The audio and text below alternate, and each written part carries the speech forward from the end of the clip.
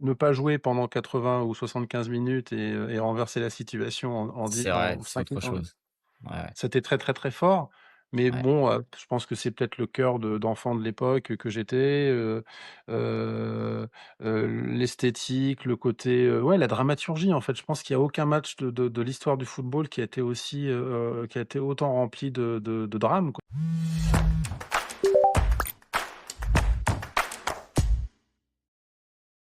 Bonjour à tous et bienvenue sur J'avais dit. Vous commencez à avoir l'habitude de notre rendez-vous quotidien. Chaque jour, je reçois un nouvel invité. Et aujourd'hui, j'ai le plaisir d'accueillir Christophe Rousseau. C'est un expert en martializing sportif et il a beaucoup de choses à nous dire. Christophe, bienvenue à toi et merci d'être là. Merci pour l'invitation. Super, ça va, tu vas bien? Ouais, super, bien. Le début du tournoi se passe bien. T'aimes bien ce que tu vois depuis le commencement? Pas forcément tout, mais je suis assez sélectif sur les matchs que je suis. Ouais, Je trouve que l'esthétique des stades est franchement fantastique. ouais, c'est L'ambiance est vrai, plutôt au rendez-vous. c'est vrai. Après sur certains matchs, voilà, ça reste un début de compétition, quoi. Exactement. Et puis surtout, c'est ce nouveau format à 48 équipes. On n'a pas des grosses confrontations dès le début du tournoi, on va dire. Surtout ça. Ouais. Bon, bah, Christophe, merci encore d'être là. Est-ce que tu peux nous dire deux, trois mots sur qui tu es, qu'est-ce que tu fais pour les personnes qui ne te connaissent pas?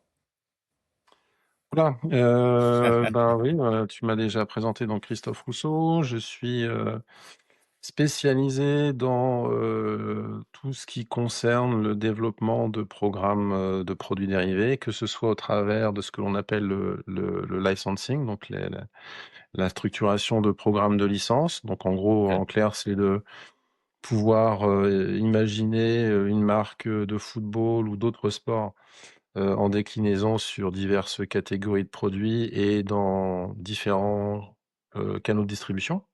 Ok.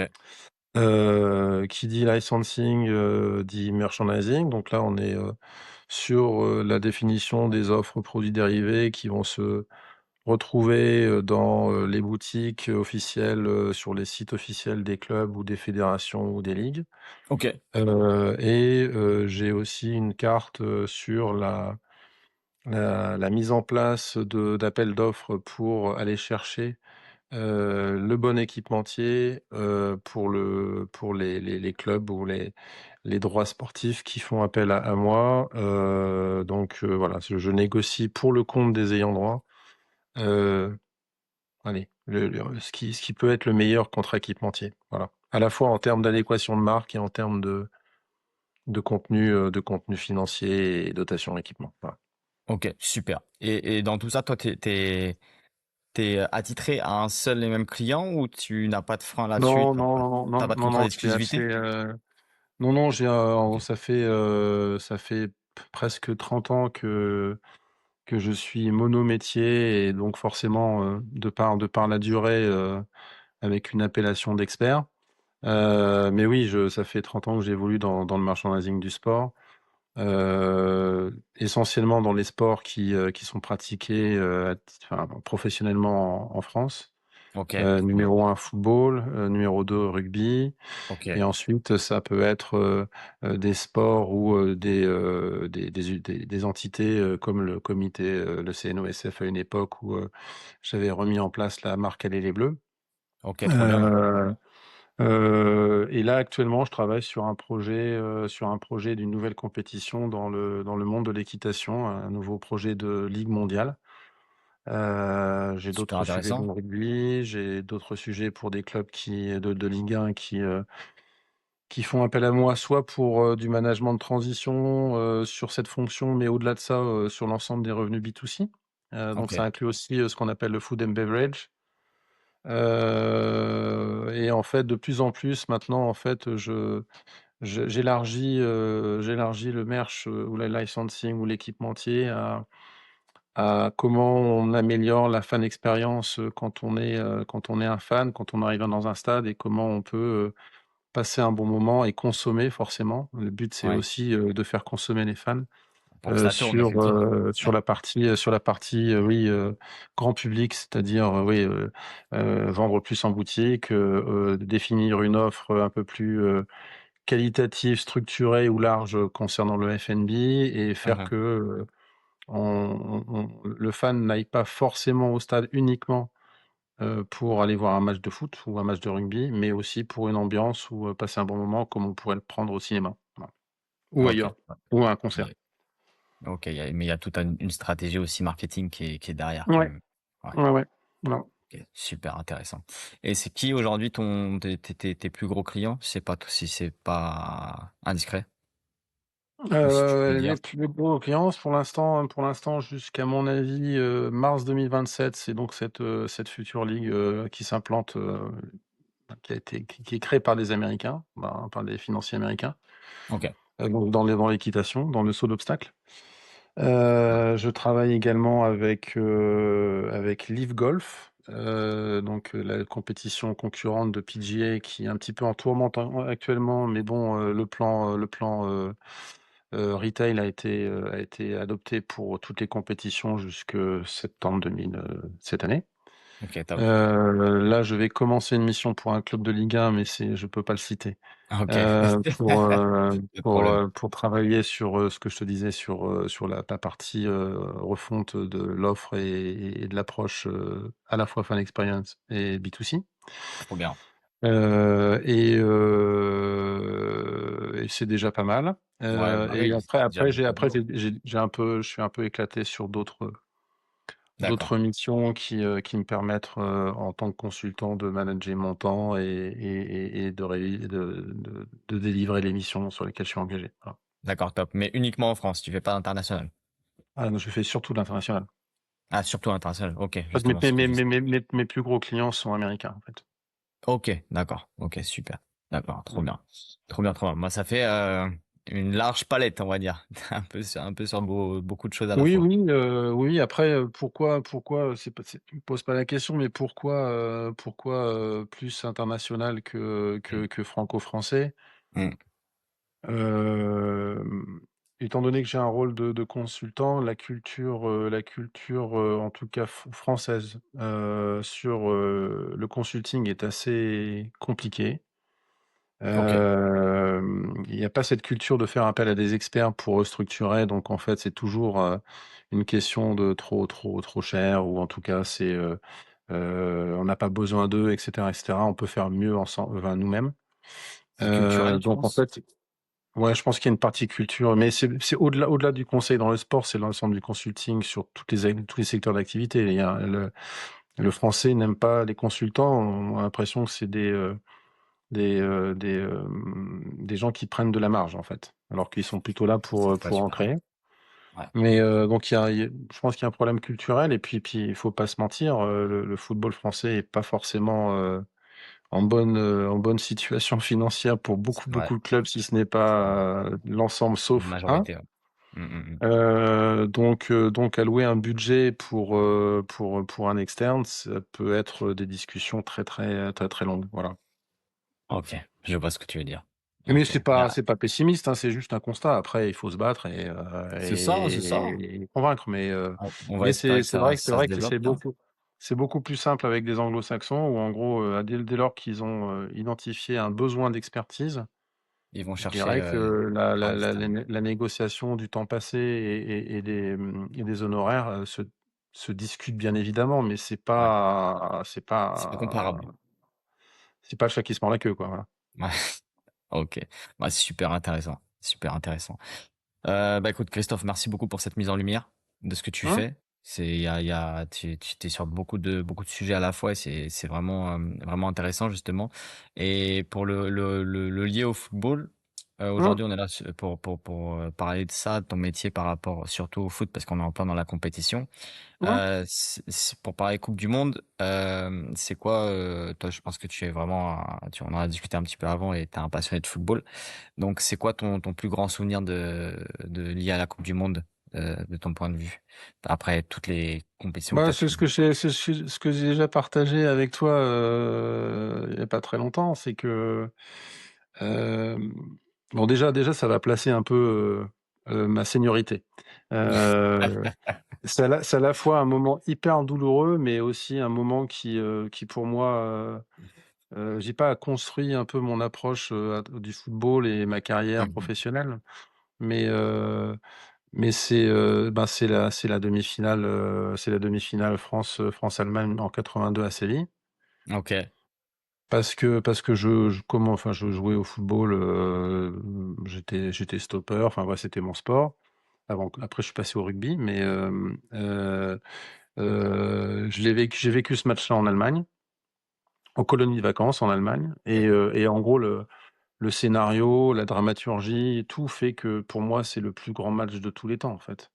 Ah ouais? Bon, ouais, ouais, enfin sincèrement après sincèrement la finale France-Argentine d'il y a 4 ans était vraiment aussi renversante et avec un dénouement pas heureux Pas pour nous, positif pour nous. mais en gros, faire ne pas jouer pendant 80 ou 75 minutes et renverser la situation C'est vrai, en c'est 5 autre chose. Ouais, c'était très, très, très fort. Mais ouais. bon, je pense que c'est peut-être le cœur d'enfant de l'époque que j'étais, heu l'esthétique, le côté, ouais, la dramaturgie, en fait. Je pense qu'il y a aucun match de l'histoire du football qui a été autant rempli de drame, quoi. Enfin, Schumacher, Battiston, la France qui mène 3 en prolongation, qui se fait rattraper voilà. Je pense que l'esprit français était OK. un peu est beaucoup plus gagnant maintenant que ça pouvait l'être à l'époque, sans jugement. Bien sûr. Peut-être qu'avec une équipe de France telle qu'on l'a depuis quelques années, peut-être qu'on aurait peut-être pas on se serait peut-être pas fait remonter, comme ça a été le cas en 82.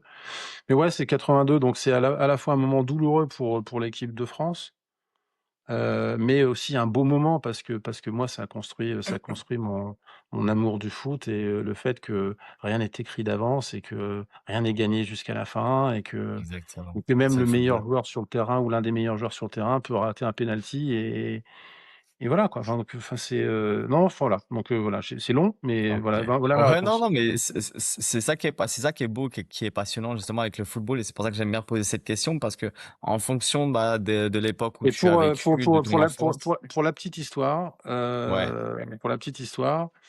dans le cadre de mon métier, j'ai été amené à aller, au HSV, donc le club de Hambourg en Allemagne, qui est remonté Mmh. en Bundesliga 1, enfin la saison dernière, qui y reste d'ailleurs, et j'ai été amené à croiser Horst Hrubesch qui est un dirigeant du club, et j'ai pas pu m'empêcher de lui dire, «En fait, vous imaginez pas à quel point je vous ai détesté».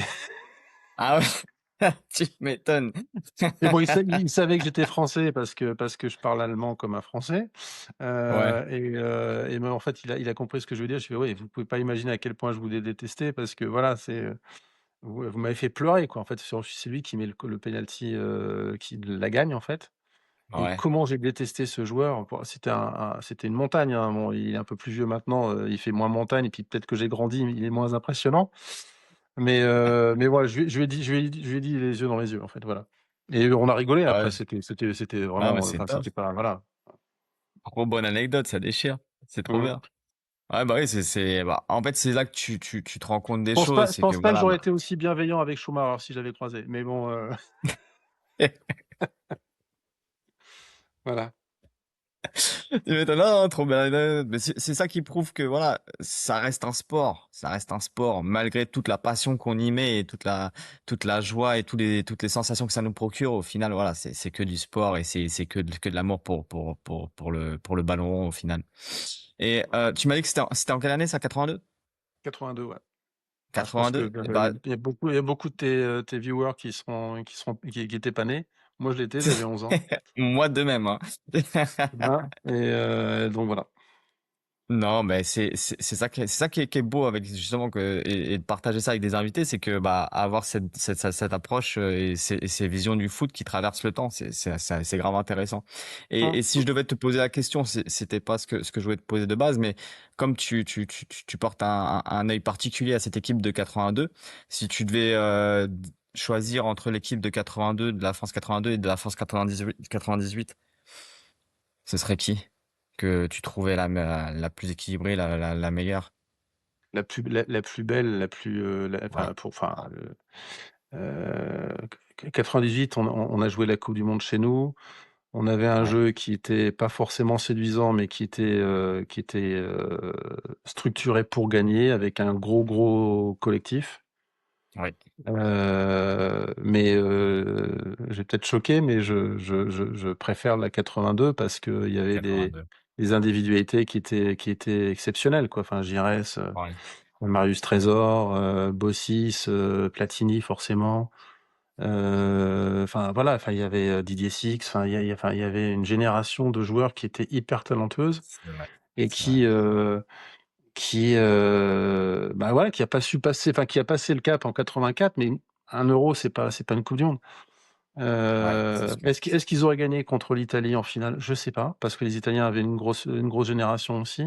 Ouais, Mais en termes si tu prends individuellement le talent de chacun, je pense que 82 était plus fort. Collectivement, 98, forcément. Les deux coachs étaient vraiment de très bon niveau. Hidalgo d'un côté et Jacquet de l'autre. ouais, Mais je pense qu'en fait, enfin, pour moi, 82 a été comment dirais-je, un match changer, on pourrait dire ça comme ça, où en fait la France a pris conscience que on pouvait gagner quelque chose. Et en fait, les équipes de France qui se sont succédées après jusqu'à 98 et après ce qu'on a gagné par la suite, ont fait que on a arrêté d'avoir un sentiment d'infériorité, notamment vis-à-vis de ouais, l'Allemagne ou d'autres nations, quoi. Et ouais, ouais. que c'était possible, que voilà, Il y a eu c'était. un Alors tournant, ouais. forcément, comme tous les Français, on a mis ça sur l'arbitrage, la malchance, etc. Parce que voilà, mais ça nous a aussi construit pour le futur. C'est vrai. Et je pense C'est que vrai. les générations qui ont suivi se sont servis aussi de ce drame national pour pouvoir maintenant être performant, gagnant et puis plus rien lâcher en fait. Voilà. Enfin, Ouais, ouais. et C'est je vrai, pense que c'est la vrai, c'est vrai. génération elle a actuellement depuis 2018 pour ceux qui sont là depuis 2018. Voilà, c'est sérieux, ça lâche pas, ça panique pas. Regarde le match d'hier. Enfin, je veux dire, la deuxième, la première mi-temps, je me disais, mais ouf, voilà, ça va être compliqué, quoi. Enfin, il C'est va se clair. passer un truc. Ouais, Ils ouais. vont finir par marquer le Sénégalais. Et On a eu beaucoup de chance. t'as juste un changement de positionnement de jeu qui fait que, ben C'est voilà, ça. ça déroule en deuxième mi-temps et le Sénégal fait plus rien, quoi. Ouais, bah c'est là que tu vois que c'est aussi c'est des grosses tactiques qui doivent être mises en place. Donc tout doit être étudié. Et puis ouais, comme tu dis, juste un réajustement, ça peut te changer beaucoup de choses. Non, non, ouais, c'est vrai qu'aujourd'hui, maintenant, la France est la grosse nation, une des grosses nations, si ce n'est pas la grosse nation, hein. Et puis Référent, on va dire. maintenant, c'est quand même, enfin, on est quand même français. On aime bien, on a un petit côté coq et bomber le torse. Donc, à un moment donné, quand tu as une équipe nationale qui est crainte par tout le monde, c'est bon. C'est clair, tu m'étonnes. Après, est-ce qu'on Et ira jusqu'au bout? Je sais pas, mais en tout cas, on fait peur. C'est déjà on ça. l'espère. Ah bah ça c'est sûr. C'est sûr que tout le monde se base aujourd'hui. Avant c'était, t'avais beaucoup de gens qui se référaient aux Sud-Américains, aux Allemands. Ouais, c'est Et aujourd'hui, de mon point de vue, c'est ce que j'ai vraiment l'impression, c'est que on prend tout de suite la France comme comparaison, comme nation comparative.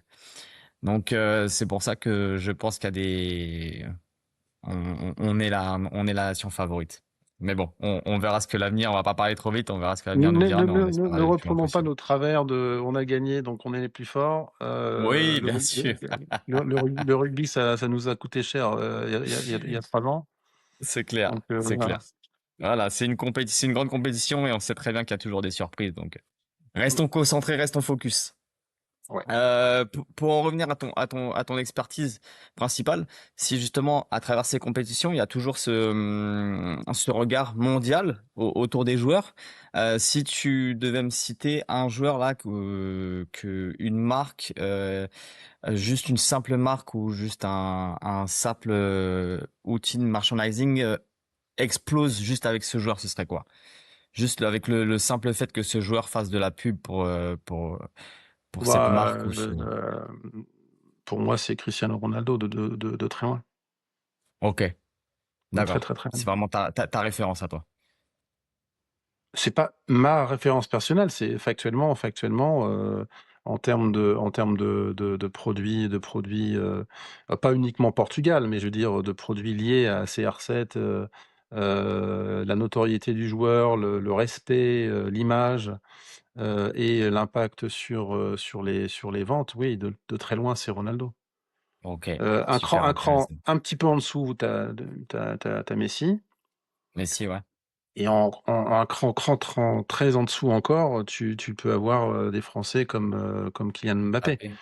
Mais il y a encore quelques années, il y a encore un cran à passer pour arriver à ce niveau-là de On est de ouais, lé de sur deux mondes différents. légitimité, de notoriété, de légitimité, de respect, de de de connexion, au niveau global, au niveau global. Ouais, ah ouais. Ah ouais, c'est vrai. C'est vrai. Et puis Cristiano Ronaldo sur les réseaux sociaux, Cristiano Ronaldo, je crois que c'est la célébrité qui a le plus d'abonnés, je crois, sur son compte Bah, de Instagram ou des toute choses comme manière, ça. les deux maintenant sont reliés, hein. Ouais, Au plus tu as une communauté de followers, au ouais, plus tu as un impact sur les ventes, que ce soit dans ton club, que ce soit dans l'équipe nationale ou à titre perso sur les collabs que tu peux faire. ouais, Les collabs ou les ouais. les contrats d'endorsement, mais ouais, voilà, Les grandes c'est distances, ouais. et ça vaut pour les athlètes, Ouais, ça vaut pour les clubs, ça vaut pour, tout. Au plus tu as une communauté, réseaux sociaux, au plus tu vends. ouais. C'est OK. c'est c'est c'est presque une équation mathématique. C'est comme ça aujourd'hui. Et Faut ce qui comprendre que explique, peut-être que tu as une question dessus, c'est ce qui pourquoi les Français, on est très en retard en termes de merch. ouais, C'est que les clubs ne sont pas gérés ou vus comme des marques, à part entière, et donc forcément les suivis sur les réseaux sont plus faibles, et donc mécaniquement le merchandising est plus faible. Voilà, tout est lié, voilà. tout est lié, Sauf tout est lié sauf bien là-dessus. évidemment des exemples qu'on ne citera pas, mais qui ont développé leur communauté, de manière, absolument exponentielle, et qui ont maintenant une visibilité, un impact sur le chiffre d'affaires et sur les ventes au niveau international, le PSG. Ouais. Ah ouais, c'est vrai que quand tu commences à te développer mondialement, c'est qu'il y a vraiment une image de marque qui s'est bien développée, ouais. Ouais, Et ce qui c'est est vrai que remarquable, c'est le temps. Faire ça ouais. en une quinzaine d'années, alors qu'un Real l'a fait en presque 100 ans. Enfin, ouais, c'est C'est fou, c'est fou. Mais après, c'était pas les mêmes époques, c'était pas les mêmes choses, c'était pas la même diffusion. Donc il y a tout ça qui est lié aussi. ouais, mais Et après, il justement, faut cette faut faut avoir la vision, et mettre en place la stratégie, et de respecter étape stratégie, par ouais, étape, et ça c'est fort. ça c'est fort, c'est vrai. Mmh. C'est vrai que ça, il faut le reconnaître effectivement. Et ça me conduit vers quelque chose que je voulais avoir ton point de vue là-dessus. Justement, par rapport à ça, moi, voilà, je suis grand supporter des Bleus. Je me suis pris un maillot donc pour la compétition. Et je me suis vite, pris une claque, on va dire, pour rester poli, sur le fait que les prix des maillots avaient considérablement augmenté. Et qu'est-ce que tu penses, toi, sur le fait que, un maillot aujourd'hui, c'est pratiquement 150 €? Est-ce que c'est normal, c'est logique ou c'est on se paye notre tête là-dessus? Ah, tous les maillots sont pas à 150 €, c'est la réplique, Oui, c'est le pro, c'est la version supérieure, on va dire. après ça déf hem, comment dirais-je? C'est juste que Hem, c'est beaucoup de débats en ce moment sur les prix des maillots, c'est pour ça. bon, je vais pas rentrer dans le débat sur combien coûte, sortie usine, en Chine, un maillot, parce que sinon on va pas Oui, en oui. sortir. Mais en fait, c'est une économie où effectivement c'est le client final qui paye.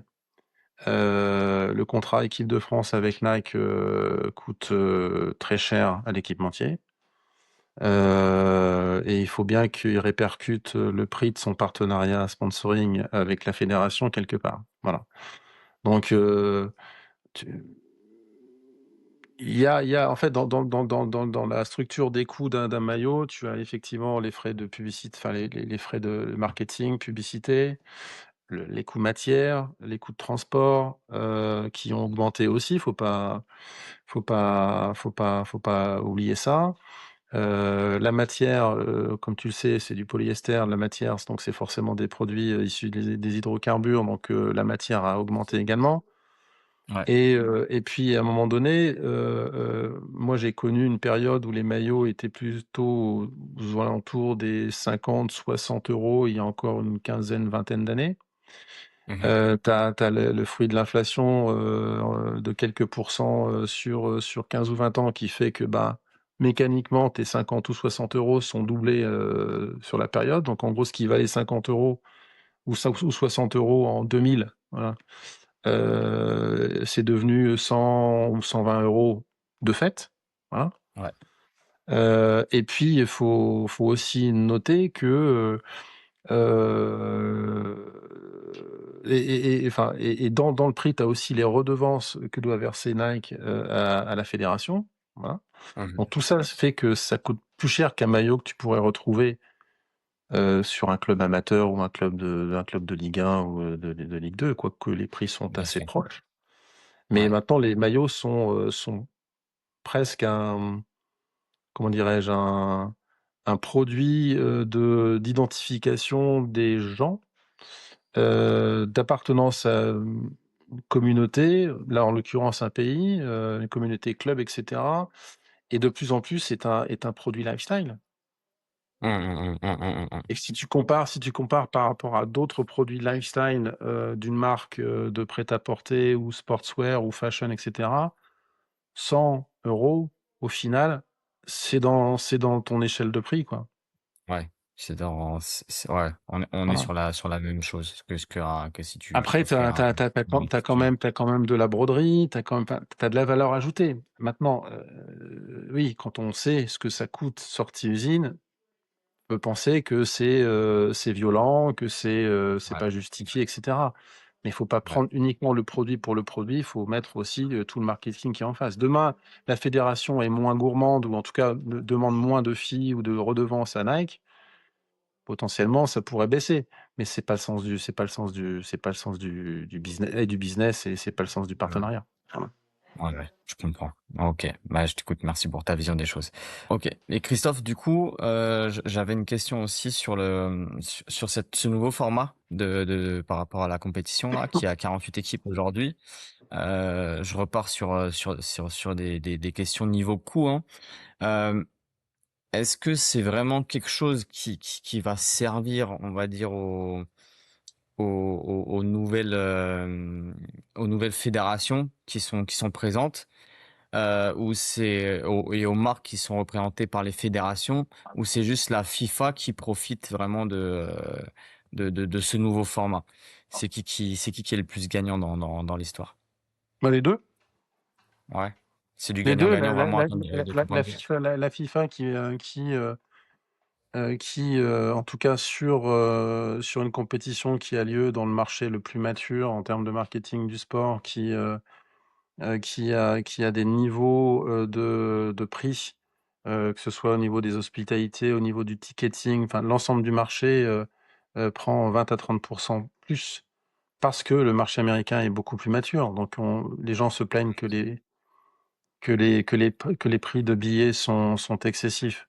Sans doute de la vue d'un Français ou d'un Européen, peut-être, sans doute, parce que ça n'a rien à voir. Mais c'est assez commun, sur le marché américain pour un match de foot de NFL ou baseball, c'est le moins cher, mais en tout cas sur un match de foot américain. Heu et ça n'empêche pas les stades, d'avoir une bonne affluence, même si sur les premiers, je pense qu'il y avait un petit peu de vide. Mais en tout cas, sur les matchs qui ont lieu aux US, notamment, comme hier à New York ou à Seattle et cetera, Ouais, enfin, je les j'ai stades pas sont remplis, ouais, l'impression que ce soit vide comme on a pu le connaître sur d'autres c'est clair. éditions, dans le passé. Ouais. Donc Par exemple, même à la CAN au Maroc, je sais que les stades, il y avait beaucoup de stades qui étaient pas remplis. ouais, bah, oui, donc Et là, heu, ouais, là, donc heu, donc donc le fait de, alors excuse-moi des anglicismes, mais d'upseller en fait, cette édition en tout cas, à la fois au niveau sponsoring parce que marché très mature, à la fois au niveau ticketing, à la fois au niveau droit télé, et un marché, merchandising qui va profiter à l'ensemble des fédérations parce que les Américains consomment énormément, donc ça va profiter à tout le monde. Donc quand je te dis les 2, la FIFA va y gagner, donc va générer plus de revenus. Les revenus vont être en partie, sans doute réinvestis sur des programmes de développement du sport, donc réinjectés dans l'économie générale du football mondial. Et puis les fédérations, les nouvelles fédérations ou l'ensemble des fédérations, vu qu'on a développé les revenus, même si la part du gâteau, enfin les parts sont même pas plus petites en fait. Oui, il y a plus de parts à générer, voilà, ça générera plus de revenus pour en tout cas les fédérations de tiers 2 ou tiers 3 qui ont accédé à cette compétition et qui vont avoir des revenus qu'ils n'auraient jamais pu imaginer auparavant. C'est ce que Donc j'allais dire, juste ce que j'allais pour dire. moi, c'est une formule qui est gagnante-gagnante. Après, elle peut toujours se Ok. discuter sur, on peut Sur en plusieurs débattre, points. mais en tout cas, pour moi, c'est bénéfique, ce sera un grand mot, mais en tout cas, si le but, c'est de développer par les nouveaux revenus générés, le football dans son ensemble, je pense que c'est bien vu. Ok, ok. Bah écoute, merci Christophe, merci pour ton point de vue sur ces sujets-là, Puis qui permettent. ça permet pour certains à refaire des cours de géographie. Ouais, Qui savait que Curaçao était un pays? Voilà, c'est vrai, c'est vrai, c'est vrai. Ça permet de mettre en lumière des choses qu'on parlait pas forcément, bien sûr, bien sûr. voilà. Donc c'est vraiment et même par exemple 10 millions d'euros pour un pays comme Curaçao, voilà, c'est jackpot pour eux et ça permettra vraiment au pays de se développer après Après, de leur côté. Donc ce qu'il faudrait que la FIFA mette en place, c'est un suivi de l'allocation des revenus pour voir si c'est bien utilisé pour, les grassroots, bien les sûr, académies, bien sûr. le sport local et pas, voilà, pas ailleurs. Ouais, ah, J'ai rien dit. je suis d'accord avec toi. Je suis d'accord avec toi, t'inquiète. Non, mais c'est sûr, c'est sûr. Ce serait bien que ce soit contrôlé et bien vérifié. C'est parce que c'est important. C'est important pour le développement du football à travers le monde. On est d'accord là-dessus. Christophe, merci pour la lumière et pour tes idées sur ces sujets. Mmh. On va passer à l'instant clé de la vidéo qui concerne tes pronostics sur les matchs qui vont te concerner. Avant de partir sur les pronos des matchs du jour, si tu veux, à ton avis, nous les Bleus, où est-ce qu'on pourrait aller dans cette compétition? Oh, pour Surtout moi minimum après notre premier match là. Surtout l'idée après notre premier match. pour moi depuis même avant le premier match, parce qu'on aurait très bien pu faire un match nul, c'est pas ça qui aurait révolutionné, notre progression. Hum, Définitivement, enfin, on va dire, allez, si, allez, définitivement demi-finale minimum, Ok, voilà. ok. Et Finale, je pense que c'est largement à la portée et après je serais très prudent sur un match, tu peux pas, enfin, voilà, ça bien dépendrait sûr, de tout peut arriver l'adversaire, dans ça. les matchs à élimination directe, Je tout pense peut arriver de toute on est façon. suffisamment armé, et comment dirais-je? Fort dans les têtes et je pense que la confiance va s'emmagasiner au fur Mhm. et à mesure de la compétition pour la gagner, clairement, on peut le dire, on peut la Mhm. gagner. Mais oui, au minimum demi-finale, Ok, trop minimum bien. demi-finale. Et si tu avais d'autres demi-finalistes à me donner, les trois autres, ce serait qui pour toi? Portugal, Ok, ça revient souvent. parce qu'ils ont vraiment une belle génération et je pense que le mentoring et la gagne de Ronaldo va infuser sur l'ensemble et je pense que sur des comment dirais-je? Sur des matchs très serrés et cetera, ça peut faire la différence. C'est vrai. Heu, jusqu'à cette semaine, j'étais persuadé que l'Espagne pouvait, je pense que ouais, je vais quand même garder l'Espagne, même si ça fait partie de ces équipes qui, sur le papier sont très costauds et qui, au final n'ont pas trouvé forcément leur équilibre. Donc, mais bon, je mettrai quand Ouais. même l'Espagne. On va voir la suite de la compétition, mais ouais, ça Et fait partie puis, des favoris.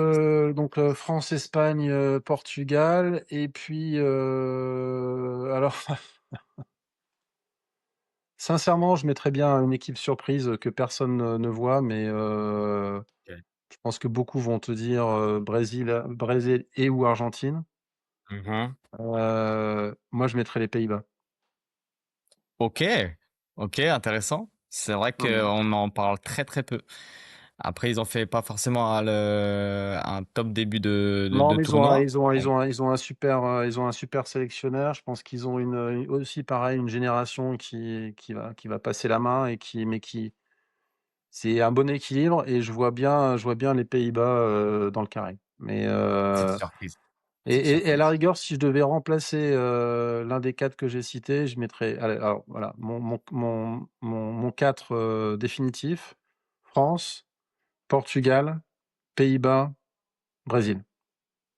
Ok, ok. Pour la dernière de Neymar, Et on essaie d'aller le plus et loin possible. je pousse les Espagnols dehors. Voilà. Ok, trop bien, super. Bah merci, merci pour ta vision des choses. J'aime beaucoup le carré final que tu me proposes. On verra si t'avais dit vrai là-dessus ou pas. Alors, on a Christophe, on quelque chose passe à gagner au... ou bien? Comment? On a quelque chose à gagner ou bien? Je mettrai en place une petite loterie, t'inquiète pas. Ok. Christophe, on passe au match du jour, ok, qui te concerne. Alors, moi, j'aimerais bien savoir ce que tu penses du premier match qui aura lieu à 21h, où le pays hôte, donc les États-Unis, reçoivent l'Australie. Qu'est-ce que tu dirais sur ce match-là? États-Unis, définitivement, ils sont à domicile. Ils ont gagné un peu en confiance avec leur premier match. C'est clair. Australie, je les connais très peu, mais je me dis qu'avec avec les attaquants américains, le fait qu'ils soient à domicile, définitivement les États-Unis. Ouais. Ok. Sur un score? Ouf. C'est ça le jeu. C'est de donner un petit score. 3-1 États-Unis. 3-1? Hmm. Ok. Super. Intéressant. Ok. L'Écosse et le Maroc qui joueront un peu plus tard vers minuit, heure française. Je dirais Maroc. Ok. Maroc 2-0. 2-0. Ok, trop bien. Nos amis marocains ont intérêt de gagner après leur nul face au Brésil. Très bien emmené en tout cas. Ils ont montré de bonne qualité. J'ai beaucoup aimé le match. Le Brésil contre Haïti. Ah, Brésil. Ouais. Pas forcément score fleuve, mais significatif. Est-ce que Haïti pourra mettre un but? Je sais pas. Je te Ok. mettrai un classique 4-0. Voilà. 4-0. Ok. Ok. Une victoire bien menée du coup du Brésil. Et le dernier match qui sera lui très tôt le matin le samedi à 6h chez nous, c'est Turquie contre Paraguay. Est-ce que c'est quelque chose qui sur lequel tu peux prononcer? Je mettrai un partout. Ok. Simple, un match Ouais, un peu serré. sans prise de risque, Voilà. vraiment. Ok. Je connais pas vraiment le niveau des deux. Donc, non, je mets un nul. La Turquie a pas forcément bien commencé. Ils ont fait Ouais. quoi, la Turquie? Et ils ont fait match nul aussi, hein. Ils ont perdu contre l'Australie 2-0. Ouais, Surprise justement. ouais, peut-être qu'il y a un regain de. Ouais, non, je garde un partout. Ok, trop bien. Bah écoute, Christophe, merci beaucoup. Et on verra si tu avais dit vrai du coup sur tes pronostics de ces matchs. Ok. Christophe, merci beaucoup. Je finis par une petite question bonus, après on va se quitter là-dessus. Je voulais la garder pour la fin. C'est ces derniers temps, en fait, ça rejoint un petit peu la question que je te posais sur le prix des maillots, justement. Ça conduit un peu à un marché noir, le prix des maillots. Euh, j'ai vu aussi, il y a beaucoup du coup, de faux maillots qui se sont fait prendre aux douanes, etc. Est-ce que dans 10 ans, de ton point de vue, on achètera toujours des maillots officiels ou les faux maillots qui inondent le marché aujourd'hui à 10-20 € va prendre la place dans nos armoires? Est-ce que c'est Non, qu'est-ce qui... je pense que les fakes ne prendront jamais la place des authentiques. Ok, Après, c'est la manière dont vont traiter les ayants droit, enfin les propriétés et les équipementiers, la valeur ajoutée du maillot, en fait. C'est sûr que si on prend textile contre textile, ça peut exploser parce qu'à un moment donné, la valeur ajoutée sera pas forcément perçue. Ouais, Et le textile, c'est pas essentiel pour 99 des gens dans le monde, quoi. Je veux dire, avant tout, c'est remplir l'assiette pour la famille et les enfants et un maillot, c'est accessoire. Donc c'est sûr, c'est sûr. si on en reste textile, contre textile, il y a un risque. Mais mais je pense qu'il y a énormément d'outils, à la fois sur, l'interactivité que l'on peut trouver soit à travers, des outils, inscrits dans le maillot qui peuvent relayer avec, des activations particulières et cetera. Les modes d'authentification des maillots pour qu'on sache bien tracer, en gros, si les gens Mhm. peuvent savoir si c'est un maillot ou pas. Enfin, ça se développe. Je travaille justement sur des solutions comme ça d'authentification, Ok, où on peut savoir où la personne l'a acheté. Elle peut aller sur, elle peut, comment dirais-je? Prendre la photo du QR code, pour savoir si c'est un maillot qui est officiel ou, si c'est un fake. Et ouais, potentiellement ça peut aussi, embarquer sur le site officiel de la fédération ou du club pour aller, gagner, ou faire du cross marketing avec d'autres fonctions, commerçantes. ok, Donc, il peut y avoir des puces inscrites, dans le textile à un moment donné, où on peut faire, un maillot gagnant sur 1 000 000 ou tu vois? Il y a énormément de choses à imaginer. Mhm, mhm. Donc, je pense que la valeur ajoutée et la technologie qui peut se mettre en place dans les prochaines années fera que ça va pas s'effondrer. Il y aura toujours une raison pour valoriser le maillot. Alors maintenant, est-ce qu'il y aura Bien, un prix plafond psychologique, qui fera qu'on ne pourra pas, indéfinir je pense que je serai plus là dans ce monde, mais je vois mal un maillot arriver à 1 000 € dans 20 ans, tu vois? c'est Heu, sûr, bien sûr, voilà, donc sûr. à un moment donné, il y aura un prix, un prix plafond qui fera que Ouais, oui, peut-être que ça plafonnera pendant, quelque temps à 150 ou 175 ou voilà, pour le ouais, pur réplica. Mais ok. mais non, je vois pas le et puis ça dépend aussi de la manière dont les ayants droit vont lutter contre la contrefaçon à un moment donné. C'est-à-dire C'est sûr, bien sûr. si les saisies se multiplient, si, on ennuie, les contrefaisants, on peut le tuer tout de suite, le marché de la contrefaçon. Ah ouais, ah ouais, ah ouais. Mais Il y a certains des pays actions à ont réaliser là-dessus. ont les moyens de le faire, d'autres un peu Mhm, moins mhm. et voilà. Mmh. D'accord, ok. Ah, Christophe, merci pour tout. Ouais, voilà. Merci pour notre échange, vraiment qualitatif. J'ai vraiment aimé apprécier tes anecdotes et ta vision Mmh. sur tout ça. OK, merci. Et puis on se verra demain et pour voir si tu avais dit vrai ou pas sur les pronostics du coup. OK, Ok. super. Allez, Merci merci. pour tout. Prends bien soin Allez. de toi et à très vite, j'espère. Merci à tous d'avoir suivi l'épisode avec Christophe Rousseau.